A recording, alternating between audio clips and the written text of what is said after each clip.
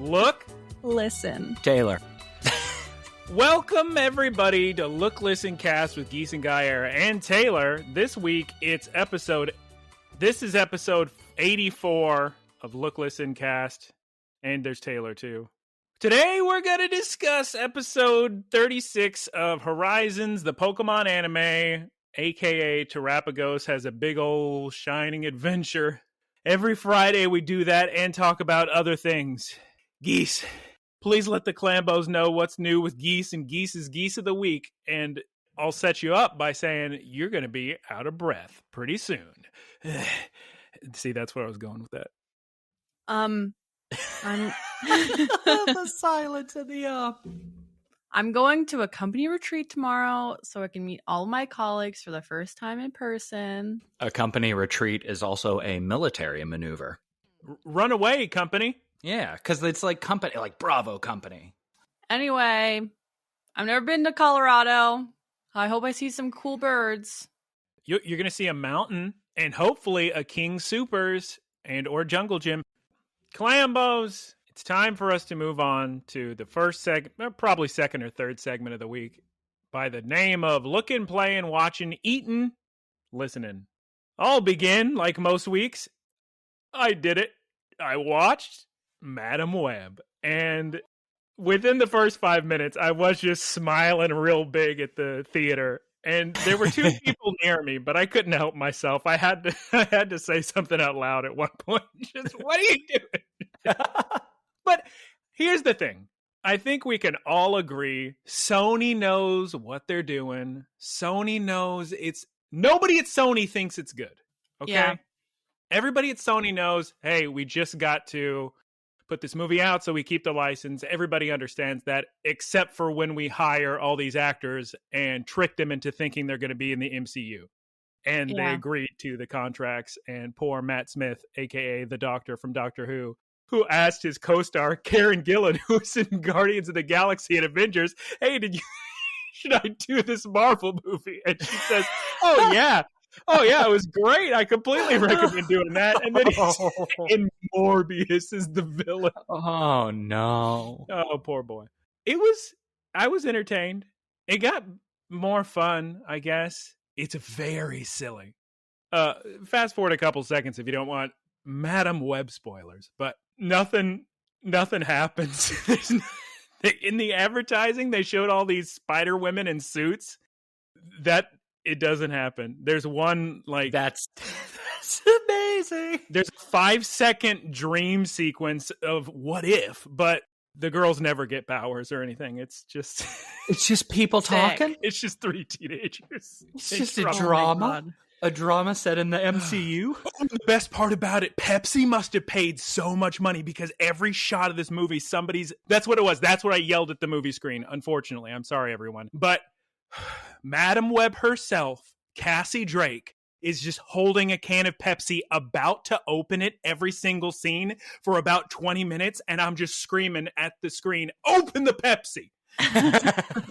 And we know why she doesn't open the Pepsi, because it makes it easier to just film and not have to worry about the can looking like there's nothing in it and keeping the same amount of liquid and not spilling and not having to have takes of her taking a sip and then having to worry about editing that. Yeah. Do you think they shot a Pepsi commercial at the same time as the movie? Yes. Yes. Pepsi trucks everywhere. Pepsi signs. Everybody's holding a Pepsi. They even go back in time and show old Pepsis. Guys, spiders love Pepsi. It's true. On the plus side, I saw a preview for a movie called Sting, which looks very sick spider monster movie. But yeah, can't recommend anybody go see it. That being said, I was amused, and everybody does love that one actor. What's her name? Dakota Johnson. Not just her, but the other girl. Sydney Sweeney. Cindy Sweeney. Yep. Oh, yep. Boy, do I know her. Yeah, people love her. That's her name, right? Sydney Sweeney. Yeah. Everybody loves her. That's not a good movie, but luckily tomorrow I am seeing a good movie by the name of Perfect Days, a Japanese film with a very high Rotten Tomatoes score. Ooh. Yeah, very sick. And then I played Mario vs. Donkey Kong Demo. Guys, Donkey Kong 94 for the Game Boy is one of the greatest video games of all time. And it just had so much charm and it's so much fun. those later games that are spiritual successors, they're just missing the charm. I don't know what it is. I think a lot of that is from necessity because they had to make a Game Boy game, and now they don't have to make a Game Boy game. Just doesn't look as good, which is crazy because, it looked so good on the Game Boy. And I'm going to beat Crisis Core real quick so I can beat it before I have to play Rebirth. That game's actually way shorter than I thought when you don't do every single side quest. And I did myself dirty on this one. I had a year to play this game. It came out so long ago, but I think it came out right before I went to go visit my family, and then other games came out, and that happens with games sometimes. But and then once I play Rebirth, I'm not going to feel like going back. I really not at all. I goofed myself. I'm still going to beat it, just blitzing through the main story path, but I did myself so dirty. That's what happened with me and Spider-Man 2, because Spider-Man 2 came out and everybody was like, oh man, Spider-Man 2. And I was like, I love the first one. I should finish up Miles Morales, because I'm pretty sure I'm close to beating that one because it's so short. I didn't finish Miles Morales is what I'm saying. Nice. That game's not too long. I will finish my segment of Lookin', Playin', Eatin' this week with some Taco Bell news. They released a new menu item. Don't eat it. It's called the Cheesy Chicken Crispinata. It's bad. How is it bad? Completely flavorless, bad texture, gross all around. I don't recommend it. But I do need my caramel apple empanadas back, which they should come back as long as we vote for them in the big Taco Bell E3 press conference they announced. Big election. Big election. But I did make myself a bunch of cheesy bean and rices full of chili cheese fries, and those I can very much recommend. Those were absolutely incredible. How many steak, egg, and cheese bagels have you had? Just the one from last week, because I can't wake up that early. They're still gluing them just to breakfast? Of course. Oh. Except for that one location. But I set my alarm real early to eat one today, but I didn't pull it off. I just don't get excited about eating at all in the morning. No. Morning meal, yeah. Just utility. Philip was like that. Do you remember I wanted him to eat Bronco burritos so bad? And he said, I can't eat in the morning. So I said, Philip, you're going to have to just stay up all night then. And I'm going to get him as soon as they open. And then you can eat them and go to sleep. I'm pretty sure we all had to stay up all night. Yeah, we all had to. Yeah. And then Geese, oh my God. I ate so much Taco Bell 2 days ago. I felt like an absolute just piece of work and said, I need to eat healthy the next day. So I get this spinach wrap and it has tomatoes and I get the tumbos again. So now any tomatoes, any avocados, and I'm just down for the count. So guacamole is just a no-fly zone. Oh my God. It'll be me after eating the Lucky Leprechaun. Oh no. Not the Lucky the Irish. I think you should talk to your doctor and potentially go on a low food map diet. Or just don't eat those two things. And if I do, take the little gas medicine. That works too. Geese, I've talked for too long. Please let us know all about Yakuza 8 Infinite Wealth. You started. And egg rolls. Well, I'll start with egg rolls because it's shorter. We ordered egg rolls and they are good. So sick, Geese. Now, moving on to Yakuza 8. Oh, that's awesome. Yakuza 8 is really fun. I really like playing it. I don't like the main story as much as I like Yakuza 7. The pacing kind of feels weirder, but overall, I'm really enjoying myself. I really like the food delivery minigame that's like Crazy Taxi, apparently. I love finding things just in the ground and picking up garbage. That's why you liked 7 so much. Yeah. But yeah, it's been fun. I won't say too much because I don't want to spoil anything, but I'm having a lot of fun playing it. Yakuza 7 is such an important game to me because it actually got me back into playing games. I had reached a point where I was just like, all games are kind of blending in together, not really enjoying them as much. And then Yakuza 7 comes along and I'm like, oh, a turn-based JR. Okay, yeah, sign me up. Yakuza 7 got a lot of people into Yakuza, so it is a very important game. It's so good. I didn't touch Yakuza until 7, so. Same. I didn't even have any interest in them. Like, they weren't on my radar. I liked watching people play them. I started watching for Yakuza 0. I saw some people play that, and I really enjoyed watching that. People do love Yakuza 0. I bought all the games because on PSN, they were on sale for $2. It was insane. Yeah. So I have the whole collection now. So that's the only reason I haven't purchased Infinite Wealth, because I have enough PSN bucks apparently. But Costco shouts out. Yeah. I just know that Yakuza games go on sale so quickly. It would be so stupid for me to spend money on Infinite Wealth when I have not completed any of the others. It sounds like the conversation I had with myself about Spider-Man 2. Everybody's just talking about Spider-Man 2. I remember how many copies I bought of one.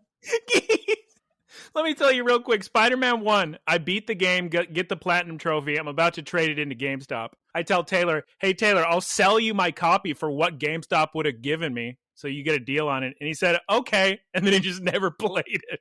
Never played it. It's looking sick with the reverse cover. It looks great. Honestly, it just works as a statue kind of. Later, I get the free PS4 version whenever they release that. Still don't play that. I end up buying it for the PS5 as part of the Miles Morales collection. I've done that before with so many games. Just buy it on PS1 Classic on PS3. Buy the PS4 remaster and never play it. Oh, it's on PS5 now. Let me buy that version. Geese, I don't know if you know anything about the Tales series, but one of the most divisive and, in my experience, disparaged entries is called Tales of Zestiria. I own that Super Mega Collector's Edition, have Super Mega Collector's Edition Strategy Guide, have the digital version. I have never started it. That sounds like a fake game.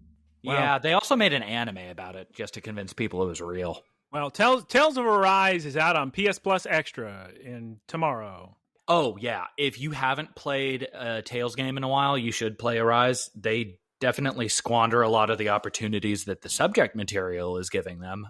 And it gets a little bit long feeling at the end, but it's very pretty. And the party dynamics are good. Combat's fine. Taylor, let's go ahead and officially move on to your Watch and Play and Eaten of the Week. Take it away. After completing Dark Souls 2, which surprisingly I still think about in consternation, I'll just be sitting there thinking about Dark Souls 2, getting so salty. I decided to get into Remnant 2, which is amazing. I think it's an Unreal Engine 5 game. It's very, very pretty, very fun. Been playing that. And Helldivers 2. That is a game that I played a lot of the first one. The success that the second one is getting is, one, what the first one deserved, and two, also deserved. Yes, question from the audience. I have a question for Geese Peep. Yes, Your Honor, I'll allow it. Taylor saying Helldivers made me think of Tim Rogers. Geese Peep, where does Tim Rogers get off? And I'm going to bring him up later in the episode, actually, when we're discussing the episode of Pokemon. He's like Taylor, right? Tim Rogers, one of his deals is he doesn't say swear words. So he won't say the H word, which Taylor just had to say the name of the game. He won't say the D word. But he'll use terminology that would get you way more in trouble in elementary school. So who is he fooling? God. Who's Tim Rogers? I need to have a talk with this. He's a video game man. He's a video game. He used to be at Kotaku. Boy. He has a photographic memory. And he creates 9-hour YouTube essays about Boku no Natsuyasumi. I used to be able to do that, a way better Tim Rogers impression, but I haven't watched that series in a long time. And by series, I mean one video. He's a very intelligent person, mainly on account of that photographic memory. He's got 2 cute poodles.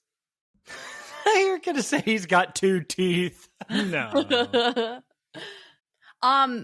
Aaron just got Helldivers 2, and the way he describes it, I feel like I might like that game quite a bit. If the only parts of Pokemon you dislike are the parts where they're having conflict, I'm going to say you won't like it. She just wants to call bases to fall on people's heads or something, probably. So what you need to do, Geese, if you need to figure out if you're going to like that game, watch the movie Starship Troopers. I was just about to say, I'm just going to watch Starship Troopers. You guys I've never seen it. I know I have to. You definitely should. It's real good. Taylor, you were going on about something? Oh, yeah. It's, I don't know how they did it because it's very difficult to have that type of presence in media. It's so weird having the fake patriotic, hardcore nationalism Fallout almost vibe without walking on one side of the line or the other, where you're like, oh, you're not really funny, or oh, that's a little too much. This just does it perfectly. The training mission alone is worth the price of the game. It's fantastic. I'm guessing Aaron's playing on PC. It's crossplay. Yeah, I think he is. Poor Phil Spencer is over there just saying, I just don't. In his big Xbox podcast where he announced 4 games are coming to PlayStation, he said, guys, I don't really see who wins by Helldivers not being on Xbox. Oh. Taylor, was there more video games and watching you have to say, or are you moving on to Italian fantasy? I have been making so much pasta. Now, moving on to Taylor's Eatin' of the Week. Eatin' of the Week with me. This fine Italian restaurant, we go. There was a very refreshing thing that happened, which is it was a restaurant that we walked into that was quiet and incredibly disheveled. Just big old wheels of cheese and imported wines all over the place. We walk and we sit, and there's nobody under 40 that works at the restaurant. And it was fantastic because it was a good old-fashioned experience where they're telling you about the menu and there's no, like, everybody's writing stuff down. And it was a very fun little nostalgic kind of feeling. So we go there and they make their own pasta. I largely, outside of eating in New York specifically, don't like eating Italian food because it all tastes the exact same.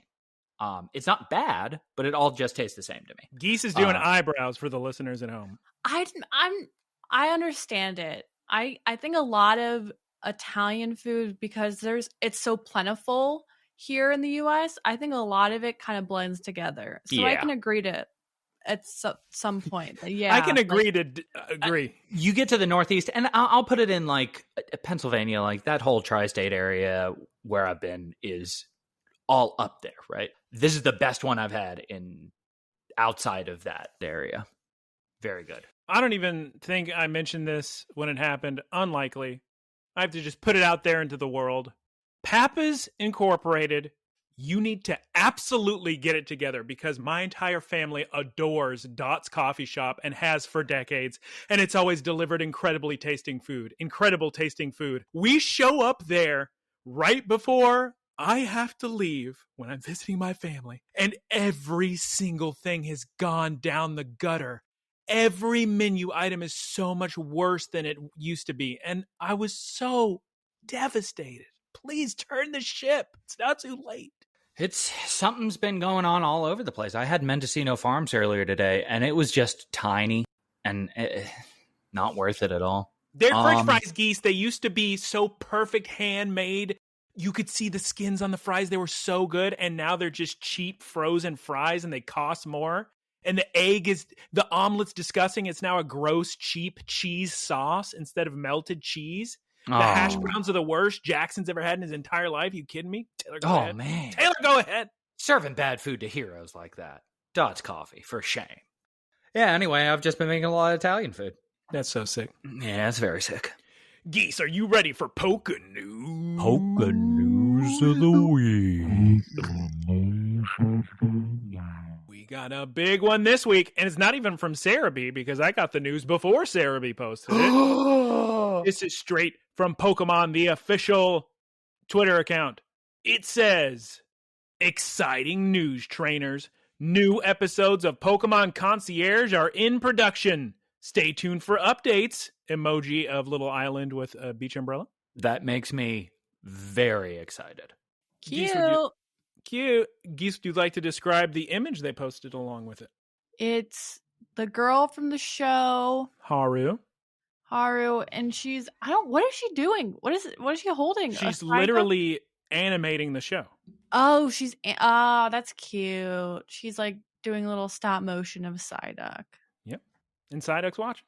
Ooh, inside a kolache? Did you just say inside a kolache? Yep. Sick. All right, Clambos, you know what that time means now to do. It's time for us to discuss an episode of Pokemon. And Pokemon. Oh, my brain. Big reveal, big spoilers off the top. We have official giant confirmation in this episode of something we've wondered for years now. I thought it was known that Sprigatito was a girl. They've never come out and said it straight up. Oh, I thought they never use the word she. I mean, Japanese is a different language, but the word she has never been used. Huh. But there is a section of this episode where a male Pokemon uses a move that attracts female Pokemon, and Sprigatito got the hearts in her eyes, so we know Sprig's a girl. Big reveal. Taylor, take it away. What happened last time on Pokes? Not much. Pretty much everybody's time got wasted in the wild, wild west. And here we are, right where we left 2 episodes ago. Very cool. Geese Peep, what's today's episode of Pokemon in English? Operation Oinkologne. Like cologne, but oink. Yeah. Pals. Operation Oinkologne Friendship, or pals. Sure, Geese. Or, in Japanese, Pafyūton Nakayoshi Daisuke Sen. Geese, what's your 1-sentence synopsis of the week? When boys are mean to you, it means they actually like you. And now, let's begin the episode. All right, Clambos. We open with a Nidothing video. Oh, wowzers. It's a live stream this time. And we're going to hear a lot in this episode about how many subscribers she has. She better be helping out the Great Salami with all this. Maybe it's not monetary. It is. She gets deals. She gets deals. I mean, yeah. Liko's watching the stream. Is she going to chat, Geese? She a bit too nervous, a little bit? She's so anxious, even though she knows it's Dot. It's kind of cute. Yeah. There's still a couple times in this episode we're going to see the dynamic shift between Dot versus Nidothing, even though they are the same person. That's very much a character that she gets stuck into. She's doing an advice stream with such great advice as brush your teeth, everyone. That is good advice. Roy's watching the stream too. Quaxley's going on about the star of this episode, Oinkologne. Dot, a.k.a. Nidothing, gets a question from the audience about this girl. She's got an Oinkologne. She's got some problems with the Oinkologne. Dot says, I'll answer that question on the next stream. I know just the person to ask. And Geese Peep, who does Dot immediately call? Liko. Oh my god, what? And then we get what I was discussing earlier, which is Nidothing staying in character while talking to Liko, even though the camera's off. I thought it was really sick that it's the suit that gives her confidence, not being in front of the camera. Yeah. Liko, guess what? You're going to Pigton Town. That's right, a whole town full of pigs. They got pig tag battles for days in Pigton Town. It's a pig to do. Got him. I had to look it up because I was thinking, man, what is this, a weird translation for a city I'm unfamiliar with? But no, this is an anime exclusive city, Pigton Town. Nidothing says, guys, we gotta go to Pigton Town because if there's one thing about Pigton Town that I'm sure of, it's gonna lead to so many views, so many new subscribers. I like how they're taking time out of their very important adventure to do this. It must be on the way. You would imagine. Yeah, it has to be for money. Yeah, she's getting more subs. Yep. The views and the subscribers are going to, quote, rise like an Electros going upriver. They're always talking about Electro. Roy and Liko will both go. Intro song. Oh, sick. Pigton Town has the sickest entrance of a giant Mamoswine head you've ever seen. Not a real one. It's just like a door. It looks like a Mamoswine. And geez, they got a spunky water fountain. So cute. Very cute. We got swine-ubs and tepigs and pig knights and piloswines running around. Dot may not be there in person, but who does she have directing this whole affair and being filmed? Yep, Quaxley's going to record it all. The big tag team battle, and we're going to find this girl with the problem. Immediately, it looks like Quaxley has a bunch of fangirls all around the world, as we see one young girl. How are you going to recognize a Quaxley? Oh, you can recognize that Quaxley anyway. That Quaxley's got the riz. Oh, my God. He does do the hair flip. So this girl that runs up to Quaxley, her name is Yuno, and she was the one that wrote in with the question for Nidothing. She has a female Oinkologne, and her nickname is Kudu-chan, or Twirls in English. But I'm going to call her Kudu-chan because it's cuter. Kudu-chan is named that because of her twisty little tail. But Geese, poor little Team Rocket. poor little Kudu-chan. She's so sad. She's sad, guys. Ugh, she's sad. Then Yuno sees Nidothing on their little Rotom phone that they're just talking with Nidothing, and she starts to lose it. And then Yuno recognizes Liko from the big collab stream with Ino. Man, Yuno is absolutely she's meeting all her heroes. I know. And then Geese, little Sprigatito, who we now know 100% is a girl. She walks up to Oinkologne and tries to cheer her up. But it doesn't work. No. And Fuecoco's eating berries, because he's always eating berries. Liko then gives some advice about feelings in Pokemon and how she's had her ups and downs and trials and tribulations with Sprigatito and trying to cheer her up before. Everybody tries to talk to little Kudu-chan. She's still sad, but she starts to lead them somewhere, Geese. Where does she lead them to? Or should I say, who does she lead them to? Prince, the male Oinkologne. I thought you were just going to say Prince the male.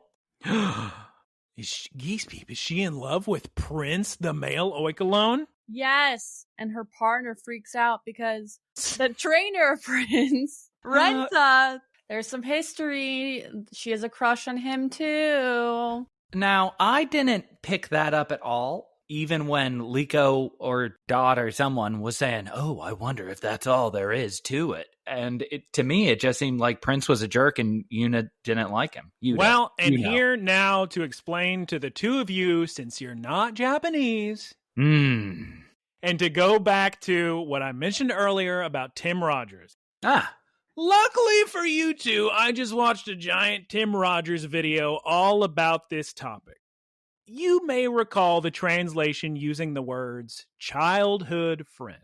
Well, this word is also used in Final Fantasy VII to translate the Japanese term Osana Najime. Now, Clambos, this word has such a deeper meaning than the English phrase childhood friend. It means so much more. It's so much deeper, and it's used in one of two ways, either mockingly, jokingly, or in a way that expresses some sort of attraction.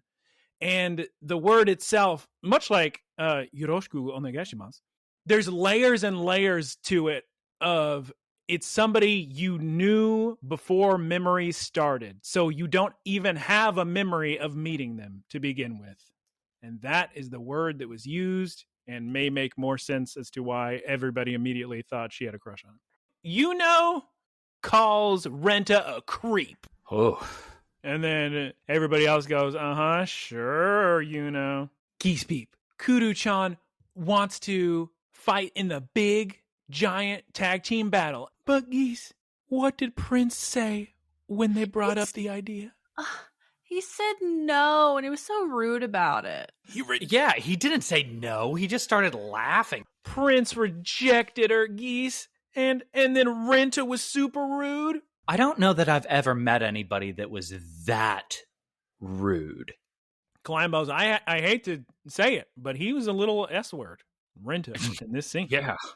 And then Prince sprays a bunch of pink juice out of his tail and attracts all the female pigs in town. This, in my mind, is so funny. This is how the best scent in the world is spread, is by the tail of a pig. Yeah. And Sprigatito, too, since she's a girl. I was shocked that Sprigatito was into it. She can't help it. And then, Clambos, we cut to poor little Kudu-chan Twirls. She's all sad at the spoinky water fountain. Nidothing, aka Dot, suggests a solution to this problem, and it's a glow-up makeover. That's right. She's going to Princess Diaries and Breakfast Club the situation via FaceTime. And the first thing we got to do, you disgusting pig, is take a bath. Pig spa. Listen, we go back and forth on the music in this show. The Disneyland music they're playing during this scene, it's great. Fantastic. And then, Geese, after the big fancy bath, we got to learn how to walk. Strut her stuff. A very amusing scene. And then we do some pose work. Mm-hmm. She's shaking. She's struggling a little bit. Then we get another little Liko monologue. Don't hold it against the episode. Just more Liko saying, I think has a crush on Renta. And Roy doesn't get it, which is funny.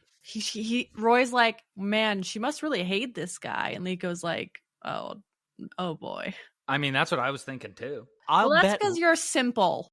Oh my God. I'll bet Roy has a very healthy relationship history about to unfold. Geese, what happens next? I have written down here, cut to a new confrontation where Renta embarrasses Yuno. They go to confront Renta. She does her strut work. And Renta's like, man, you must really want to team up with me. And then Yuno's like, no! And Prince once again says no to being the partner. Poor Kudu-chan. There's a very funny little scene here where all the other pigs that are surrounding Prince scooch out of the way as Kudu-chan approaches Prince. Funny animation, funny cartoon. Good animation, good cute animation in this episode. What about if Kudu-chan twirls does her pose? Oh no, Prince is still uninterested, Geese. And then the boys start to walk away. But then, what if there was somebody who could change everything, Geese? What if there was one duck who could make things right? Is so funny. Quaxley just going up and dancing, like to steal the spotlight away from Prince. And his little feet, those feet sounds of him flapping his little feet on the pavement as he dances. Taylor, did this happen in Paldean Winds? A Quaxley doing a bunch of dancing and then it evolved? It might have. Not in the same context, but I think so. Anyway, this Quaxley, Dot's Quaxley's doing backflips for days. He's stealing the show. He impresses all the pigs. Pigs are losing it. Eat that, Prince. You're old news. And then Geese. Prince gets so upset. What does he run over to go do to Quaxley? Make him all dirty by kicking up the dirt on him. He uses mud slap on Quaxley? Are you kidding me? Although, when Quaxley got all dirty, I thought to myself, ooh, is he shiny? Got him. But then what happens? As soon as Quaxley's attacked, what does Kudu-chan do? She runs up and headbutts. She might be using the move Double Edge. She headbutts Prince. It wasn't telegraphed at all. And just that entire sequence was having me on the ground. That's right, Clambos. Kudu-chan attacks Prince for messing with her friend. And then we get a big fight between Renta and Yuno, and they're screaming at each other. And then Kudu-chan does her own little sweet scent, soothing aroma, and now Prince is interested. Oh, so now he wants to be a big tag team battle partner, huh? I wanted this to end with Yuno teaming up with Dot and winning the entire festival. Not her being rejected constantly, and now that she's all glammed up, she gets the attention, and she's like, oh, yes, it's what I always wanted. It would have been sick if she was like, I have more self-respect than that, and then teamed up with Quaxley. Yeah. That would have been sick. Well, luckily, there's lots of great pig sculptures of tails in this city, so everything's going to be all right. Yuno and Renta finally agree to work together. It's time, Geese, to practice our battling for the big giant tag team battle tournament. And we know just the two trainers to practice against. Roy and Liko. It is very funny and unnatural how it came up, because the whole time they're talking about this tension between the two of them, and they're like, oh yeah, ooh, you're finally good enough to be with this piece of work. And then it felt like they were saying, oh guys, we really got to shoehorn a battle into this episode. You want to do that? We jump straight into the battle, and let me tell you something. So you appreciate the amount of time I put into this. A lot of times we watch this Japanese show, it'll say the Japanese name for a move. I, of course, go to look up the English name of the move. They did me so dirty with this translation of the episode we watched. They called this move Desperate Tackle. Nowhere on the internet is there a move called Desperate Tackle. So I'm having to just pay so close attention to the Japanese they're speaking. I finally figured it out after listening to it 1,000 times. And it's the first move of the whole battle. But they're using the move Double Edge. But they're not even they're pronouncing it so fast and leaving off some syllables. In Japanese, it is Sutemitakuru, which is translated as life-risking tackle, sort of. But that's the first move. What a move. Well, because it hurts you, too. Yeah. Let's start battle. Put it all on the line. If this doesn't work, nothing will. Double Edge, Dodge, Ember, Mudslap, Leafage, jump out of the way. Using those moves you learn from Quaxley. Kuru-chan, Body Slam, Work Up, Quick Attack, Tackle, Dig. Now, if I were, I'm going to remember his name, so don't even tell me. Roy. If I were Renta, I would have said use Dig on Fuecoco on account of Fuecoco's weak to ground type attacks, but instead he said Dig to Sprigatito, which was a mistake if you ask me. This is why he needed to practice, though. That's true. And then, Geese, we get our favorite segment of any episode, the PowerPoint presentation slideshow. Just show us a couple static images of everything that happens for the rest of the battle. They won the tournament. Wow. Oh, you skipped ahead. Okay. Whoa, no. It's kind of funny, or it was funny for me watching this, because Liko and Roy have been training together for between days and months at this point, and always working together on teamwork, always traveling together. These two people who hate each other have never fought together, and they're doing everything that I would imagine a Pokemon duo would do. Covering each other's backs, saying what they're gonna do. That's what Liko has internal monologue about. Man, they really are in sync. Taylor, do you need me to restart this episode synopsis from the halfway point and explain to you that they've been friends since before they could remember meeting each other? Yeah, but they don't like each other. It's they adore each other. They haven't been, well, they have some subcutaneous love, I guess, but maybe they have not been displaying that outwardly, so they don't want to cooperate in tag team battle. Anyway, they end on a screenshot of the practice battle with a big old double edge. We don't actually get to see what happens. I guess we assume they won the practice battle, because then we go immediately into the actual tournament and they defeat Mamoswine. Congratulations, you pigs. Ooh, and in the little bleachers in the audience, you can see some Lechonks and some Mankeys and Primeapes in the stands, and they're watching.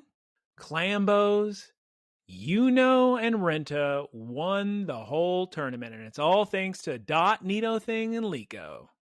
And Quaxley. Maybe Roy helped? I'm going to say 95% Quaxley. The rest, 5% also Quaxley. And now, Geese, what time is it? We've got Dot on the stream, and she's interviewing the big winner, Yuno. She's doing a victory interview with Yuno. Nidothing is like, how did it feel to work with your partner?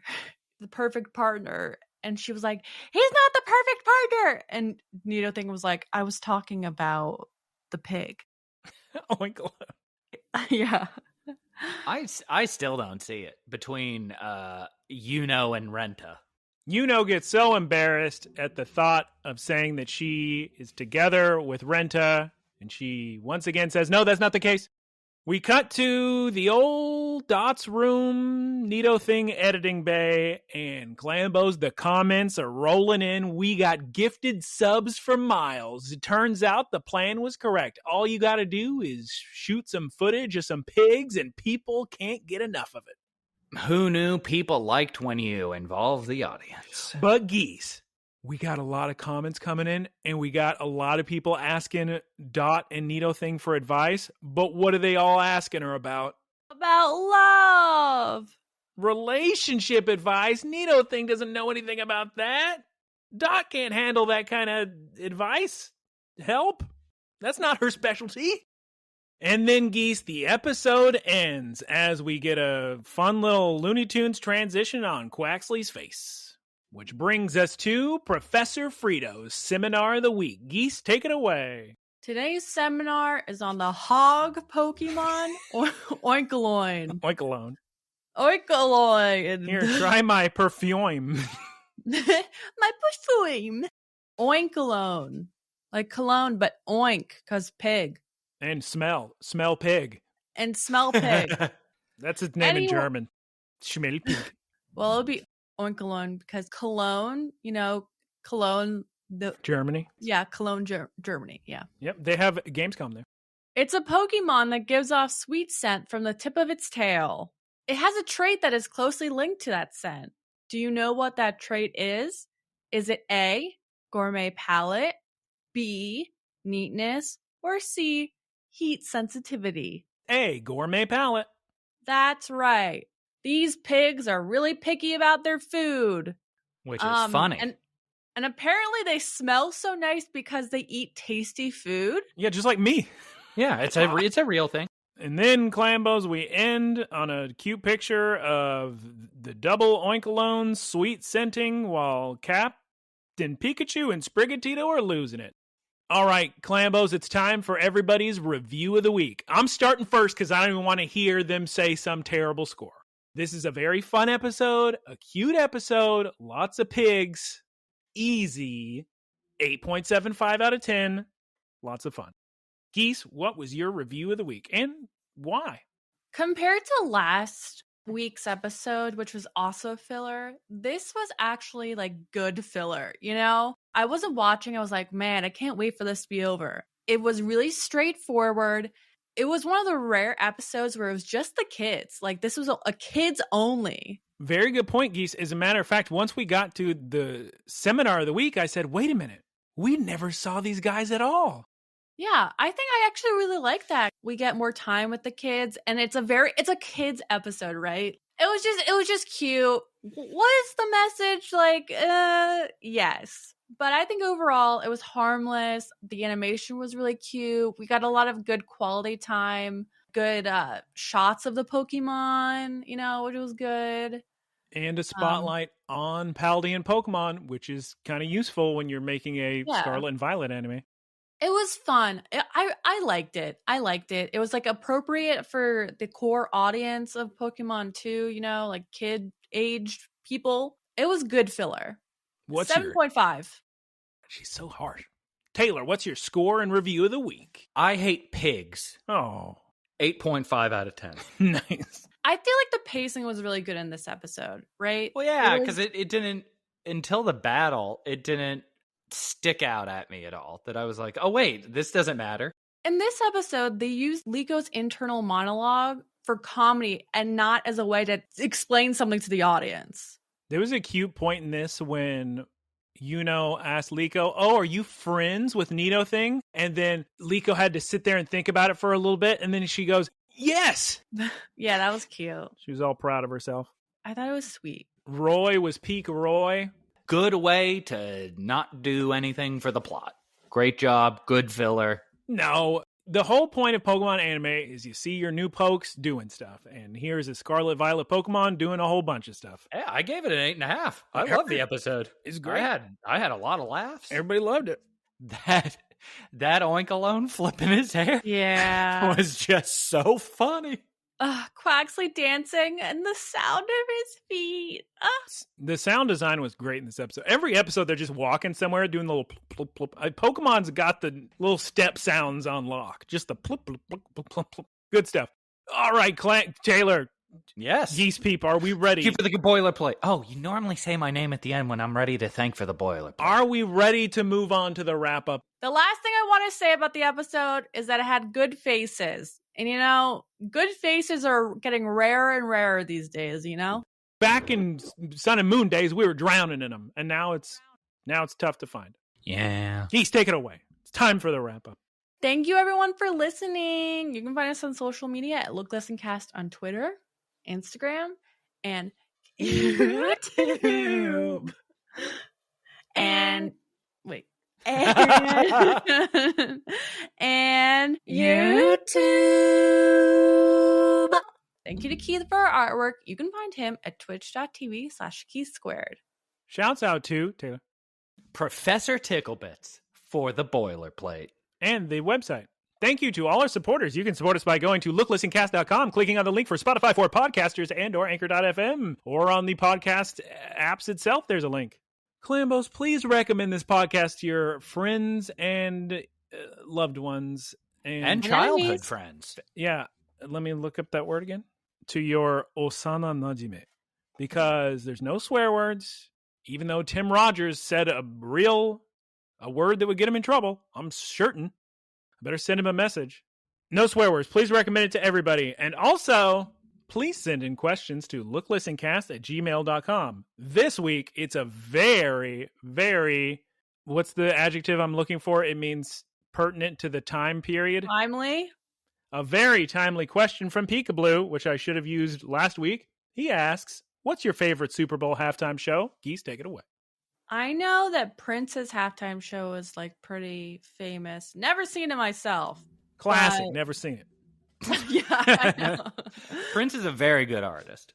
I liked Beyonce's one. I also liked Lady Gaga's one. But I have to say, I think Beyonce, the year that the Ravens won the Super Bowl, that was a good one. Taylor, what's your favorite Super Bowl halftime show? I somehow watch the Super Bowl every year and I never remember it. The only performance that stuck out at me was the one that everybody hated, which was The Weeknd. I was watching this boy who I unfortunately can't take very seriously after he made whatever goofball show that was. He put so much effort into, he made like a TV show that it just wasn't good. It was just real bad. But his Super Bowl halftime show was very, very good. It was like they had constructed this whole stage to be like a building that he was running through, and it was just so sick. And you could tell he put a lot of effort into it, and everyone was like, man, what a dumb halftime show. And I was like, man, he did a real good job. Poor guy. Geese Peep, I gotta tell you, the picture you have of Yuno and the picture you have of Fuecoco, very good. Very gonna combine those two. Thumbnail, easy. Great. To you, Coco. To you, Coco. Yeah, they're combined. Like Gogeta. Yuno and Fuecoco. Oh, I understand. And Guys, can you list me some famous Super Bowl halftime shows? Because I don't think I've ever seen one. Prince. The big famous one was the Justin Timberlake one that he got like, what's her name? Yeah, wardrobe malfunction. Yeah. But that's not going to be my favorite one. Well, although I think that is the one I was supposed to be in right at the front there, because I already told that story before. But the year that happened is the year they went to our theater class and said, all right, guys, the Super Bowl's in Houston. Was that the same year? I don't know. Well, whatever the year the Super Bowl was in Houston, they said, all right, all you theater kids, come on down to the Super Bowl, and we're going to put you right at the front. And I said, no, that's okay. I don't really like the Super Bowl. I should have gone, okay. Wow. That's free Super Bowl. I went to the very last game of the first World Series the Astros went to, and I'm very happy I went to it. Geese is shaking her head no for some reason. Maybe because she Why thinks would you say no? Because I'm 14, Geese. What do I give two poops about? I'd be like, free? Yes, please. You also to play a video game or something. You also just identified a Super Bowl halftime performance by what team not only was in it, but what team won. Oh. Neither of us know anything about football. I don't know about football. You give me $50, I couldn't tell you who played in last weekend's Super Bowl. Why does he already have the $50? Cincinnati. Why did somebody give him $50 before anybody even asked the question? He's already Go on, Geese. Venmo me. He already left the building. No, guys, I'm supposed to have to answer the question. No, just what are some things that I might recall other than ones you already mentioned? There was the one last year where everyone found out Rihanna was pregnant. Oh. That's a pretty special one. Did Ashley Simpson have one, and then it turns out she was lip-syncing the whole time? Oh, my God. The sister on SNL. There was... It's Ashley Simpson, not Jessica Simpson. Oh, wait, that was Ashley Simpson. Sorry. I forgot about that. And then she did a little dance. So that's my answer, Peekaboo, is Ashley Simpson getting in trouble and blaming her band for singing the wrong song on SNL. Thank you so much for your question. Everyone else, please send questions as well. LookListenCast@gmail.com. Geese Peep, it's time to say goodbye because it's real dark outside. And get that pre-show. It's 2 hours with this post-show, so let's wrap it up. Yeah, can't forget the post-show. Goodbye, everyone. Goodbye. Goodbye. Goodbye. Goodbye.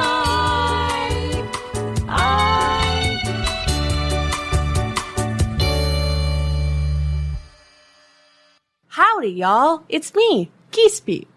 Thank you for listening to the Geese Peep Productions podcast.